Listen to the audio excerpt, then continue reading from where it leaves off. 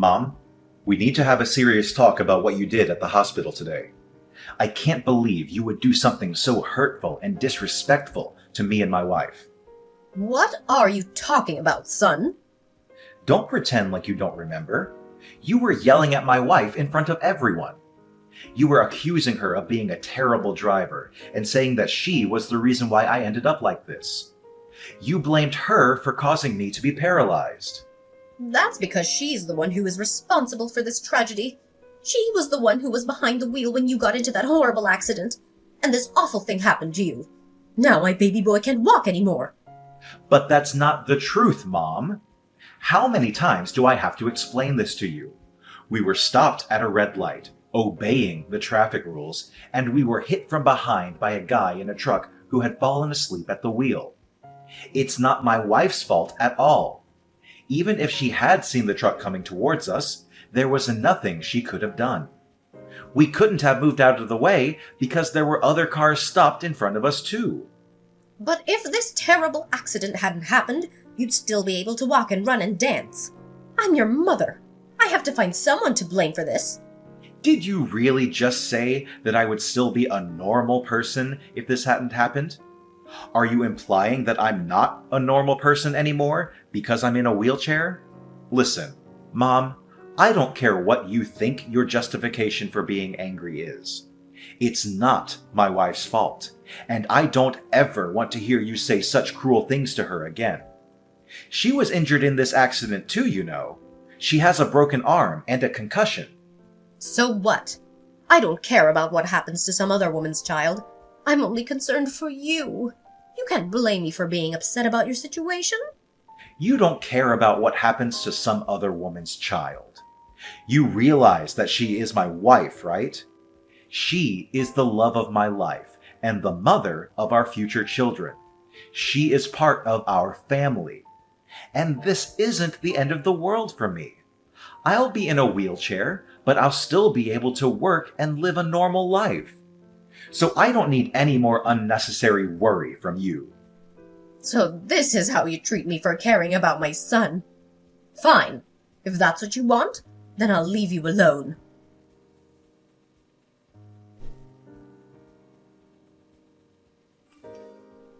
Son Tiago, I have something important to tell you. I was thinking about this a lot last night, and I came to the conclusion that it could be best for both of us if we just severed ties to each other and never spoke to each other again. What are you saying, Mom? Well, let's face it. Now that you're paralyzed, you can't really take care of yourself anymore, can you? You need someone to help you with everything, from getting dressed to going to the bathroom. If you can't take care of yourself, how are you going to take care of me when I get older and need your assistance? Take care of you, huh? Is that what this is all about? You're saying that since I can't look after you when you get old and frail, you want nothing to do with me anymore? Well, not just that. But even now I don't have the time or the energy to take care of you in your condition. I'm too old to be looking after anyone anymore. I have my own problems and needs. I know you've been helping me out with some bills since I don't work, but don't worry about me. I'll just live off the inheritance I got from your father when he passed away. And having one less family member to worry about will make things a lot easier for me. Just consider me not taking care of you in your current state as payment for raising you when you were a child. You're okay with all this, right? You must be out of your mind. How can you say such things to your own son after he gets into a major car accident that changes his life forever? I can't believe what I'm hearing from you. But you see where I'm coming from, don't you? I worked so hard to raise you all by myself. I did everything for you and gave you the best education and opportunities I could, hoping that you'd return the favor for me when I got older and needed your help. But it seems that's not possible anymore. A son can't even walk by himself is of no use to me. So please, just let me go. Let me be free from this burden. Fine. But just so I've got this straight, you're saying that you gave birth to me and raised me just so that I could take care of you when you're older? And now that I can't walk, I'm worthless to you. So you don't want to ever see me or talk to me again. Well, it sounds bad when you say it like that, but yes, this isn't my fault. Planning is the most important thing in life. I was planning for my future then, and I'm planning for my future now. I gave this a lot of thought, and this is the best decision for me. If we cut all ties to each other, I'll be fine. I can live comfortably off of my husband's inheritance. And this way you won't have to worry about looking after me when I get older or feel guilty about not being able to do so. It's a win-win situation. Look, Mom, do whatever you want. If you don't ever want to speak to me again, that's fine by me. But if you're cutting all ties to me, that means you better never contact me ever again for any reason.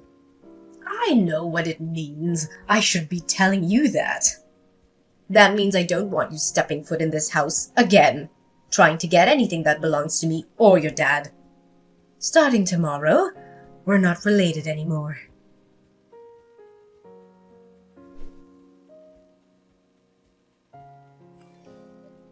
Santiago, you snuck into my house today, didn't you? How dare you take my fridge and my TV? Return those things to me immediately. Those are mine. I paid for them myself with my own money when I was living there. I'm sorry for leaving them there when I moved out. I should have taken them with me sooner. That was an oversight on my part. Sorry about that. I'm glad that spare key was still in the fake rock we hid in the garden. Oh, by the way, I put all the food from the fridge into a cooler in the garage.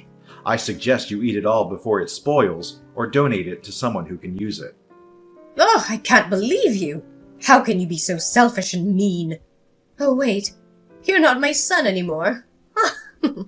Whatever. I don't care about those things. Like you said, they've been here a long time. They're old and worn out. I'll just use some of your dad's inheritance and buy new ones that are nicer and more advanced. Yeah, why not? It was only the latest model of fridge when it came out. And a 75-inch OLED 4K TV shouldn't cost you too much. Just use some of Dad's money to go get new ones. It's your money now. Do whatever you want with it. I don't need you to tell me that. But that's exactly what I'm gonna do. Don't message me anymore, and don't try stepping foot in this house again. And if you do, I'll call the cops and accuse you of breaking and entering. You were the one who messaged me first, and you were the one who cut me off from your life, remember? Of course I remember, and I don't regret it. You're no longer my son. You're just a stranger who stole my things. I didn't steal anything. Those things belong to me, Mom. Don't call me Mom. This is not you, the woman who raised me, taught me right from wrong, and supported me in everything I did. Stop babbling and never text me again.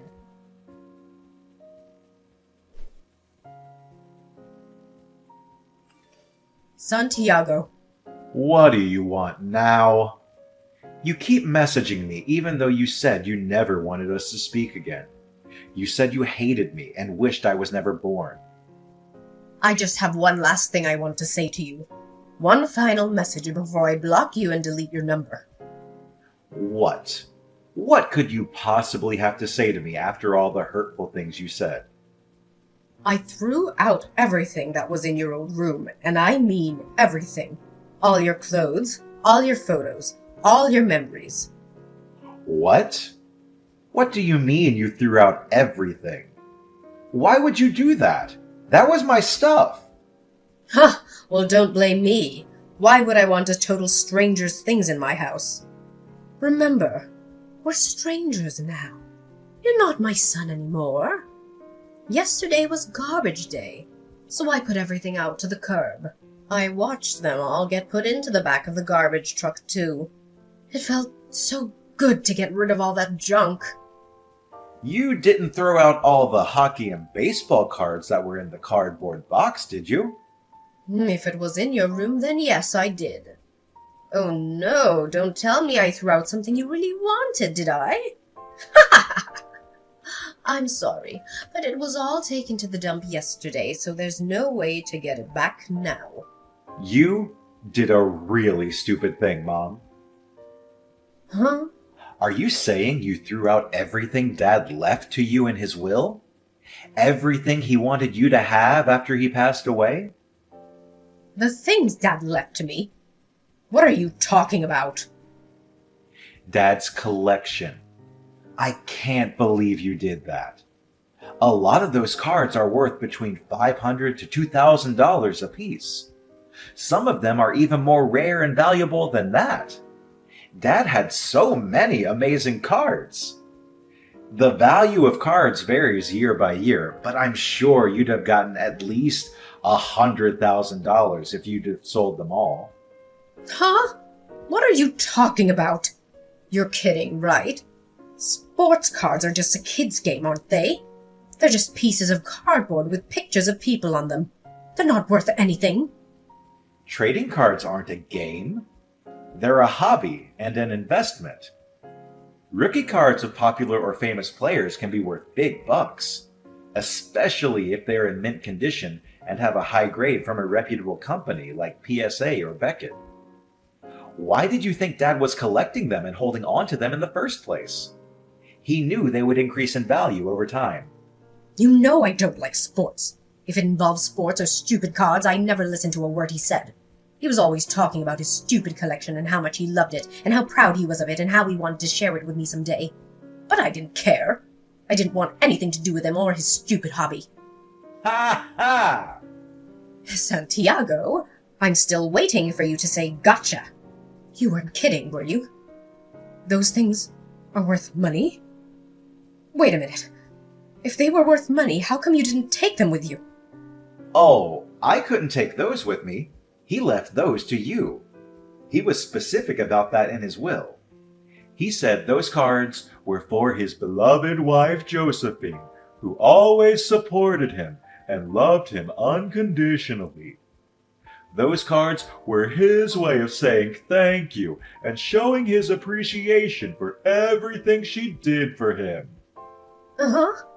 You know, Dad was a collector. He collected everything. A lot of the stuff he collected just gets more valuable the older it gets. That's why he didn't sell anything before he died. He left you the things that would be worth the most in the future.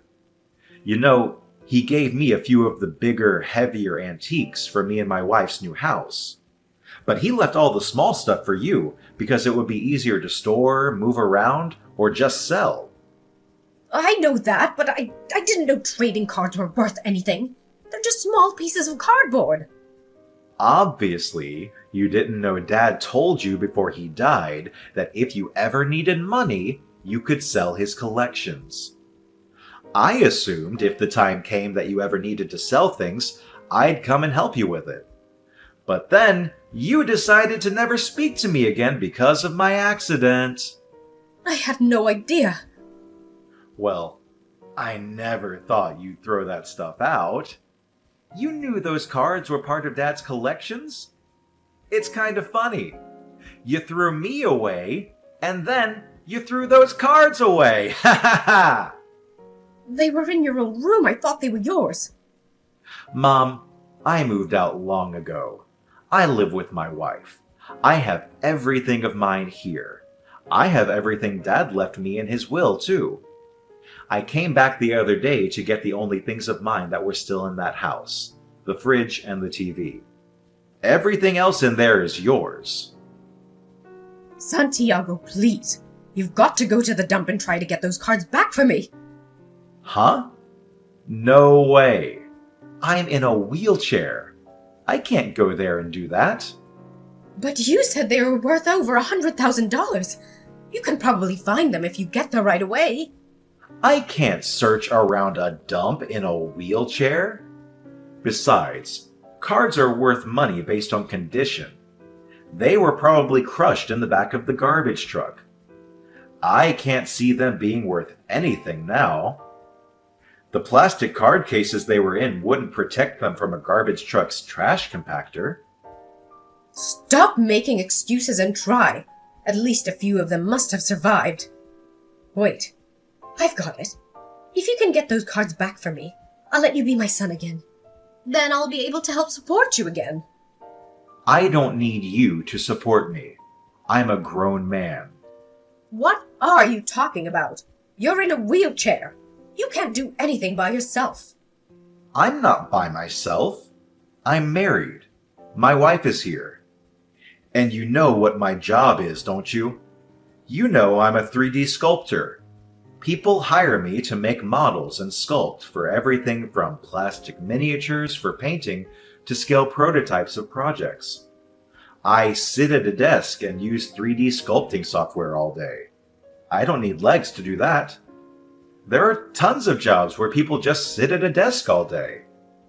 I don't know why you think people in wheelchairs can't do anything. Huh? You mean even though you had a big accident and you can't walk anymore, your income isn't going to change? Exactly. You really don't know anything about me, do you? In fact, I'll be getting a big settlement from insurance for this accident I had. I'll probably never need to work again, but I will because I love my job. What? You're getting money from this accident? I didn't know all that. Well, it doesn't matter to you anyway. I'm not your son anymore. Santiago, why are you being so cold to your mom all of a sudden? Your dad died and you moved out. I'm all by myself. How about you and your wife come live with me? Come over for dinner tonight. Let's talk about it. No way. Do you think I'm stupid? Why are you saying that to me anyway? You're the one who wanted to cut all ties with me. Santiago, please. Things are really tough for me. Thinking about my future now is making me really uncomfortable. I'm not surprised. I assumed it would. That's why I put the cards in a spot you'd easily see them in case you wanted to sell them. You were the one who went on a rampage and wanted to destroy anything you thought was mine. Honestly, I don't even feel sorry for you anymore. I've got it. How about you give me all the antiques that Dad left to you? I don't care if they're big and heavy. Huh? Why would I do that? Dad left those things to me and my wife. I'm not going to get rid of them. I don't want you selling them for money. Those things are all I have left of Dad. He treasured those things, and I'm going to treasure them too. At least give me a couple of them. You don't want those old things sitting in your new house. They won't match anything. Giving them to me is your best option. Don't you think your dad would be happy too because you'd be helping me out? You just don't get it, do you? Anyway, I'm not giving you anything Dad left to me. And there's no way on earth me and my wife are going to move in with you. From now on, I'm not even going to reply to any of your messages. You're so insensitive. I can't stand talking to you anymore. I've got money left in the bank. I don't need you or those antiques Dad left you. Yeah, about that. Mom, you're relying too much on that money Dad left you. I think you need to get a job. What do you have left in the bank? How much is it? Like $100,000? Yeah, so what? That's more than enough. How many people do you know with $100,000 in their bank account? I'm rich. Do you think you can live off that for the rest of your life? Huh? It's $100,000. Yeah, and how much do you spend now in a year? 20,000? Just do some simple math and you'll see that it's only going to last you about 5 years. When Dad was alive and working, your standard of living was a little high. That's why he could afford to buy all those antiques and things. But that's impossible for you now. What are you saying? Are you saying I'm going to have to cut back on my spending even more than I am now? I can't do that. I've got $100,000 in the bank. There are so many things that I want to buy. But Mom, planning is the most important thing in life, remember? I know you can do it, Mom. Oh, and by the way, don't even think about coming to live with us. We don't let strangers into our house. Santiago, wait. I'm not a stranger. We're family. Let's talk about this. Santiago! Mom, I'm paralyzed, remember? Having one less family member to worry about will make things a lot easier for me. You've got the rest of Dad's inheritance to do whatever you want with. And I've got a wife who loves me and will help take care of me. It's a win-win, isn't it?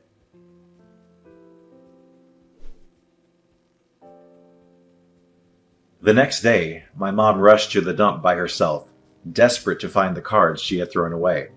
She didn't bother to ask permission from the dump workers, so she snuck in and started digging through the piles of trash. The police were called, and by the time they dragged her out of the dump, she was covered in garbage and stunk to high heaven. She looked like a madwoman, with dirt and grime all over her face and clothes. The police assumed she was off some sort of medication or something, so they brought her to my house. But I explained to them that we had cut all ties to each other and that I wouldn't be taking responsibility for her. I told them she had thrown away a valuable collection that belonged to my late father, and that she had no right to do so. The police had no choice but to take her back to her house. It was clear they didn't want her sneaking up their lockup area even for one night. They warned me to stay away from her, as she seemed unstable and dangerous. A few days after that, my wife and I returned home from a trip to find quite a surprise when we opened their door. It looked as if a tornado had gone through the inside of our house. We had been broken into, but I knew that it was my mom who had done it. She had smashed the windows and kicked down the door, looking for anything of value that my dad had left me. I swear, my mom doesn't listen to anything anyone tells her, because I told her that Dad left all the small things to her. Nothing of mine was taken, because all the antiques I got from Dad were way too big for my mom to move by herself. But she had made a mess of everything, throwing things around and breaking them. She had also left a note on the kitchen table, saying that she hated me and that I was a selfish and ungrateful son. She said she hoped I would rot in hell for what I did to her. But my mom had tested my patience to its limit, and I decided to call the police on her for breaking into my house. When the police came and picked her up for the second time within a week, they explained how serious the consequences for breaking and entering could be if I proceeded to press charges. My mom realized that I was serious and that she needed to back off, and she begged me not to send her to jail. She said she was sorry and that she loved me, and that she just wanted the cards back. But I didn't believe her. I knew she only cared about the money. I decided not to press charges, but I also decided not to ever speak to her again. It's possible that I might change my mind someday in the future, but as for now, we've put up our house for sale, and we're going to be moving away without telling her where we're moving to. I'm changing my cell phone number too. That way, I won't have to worry about her contacting me ever again and harassing me every few days.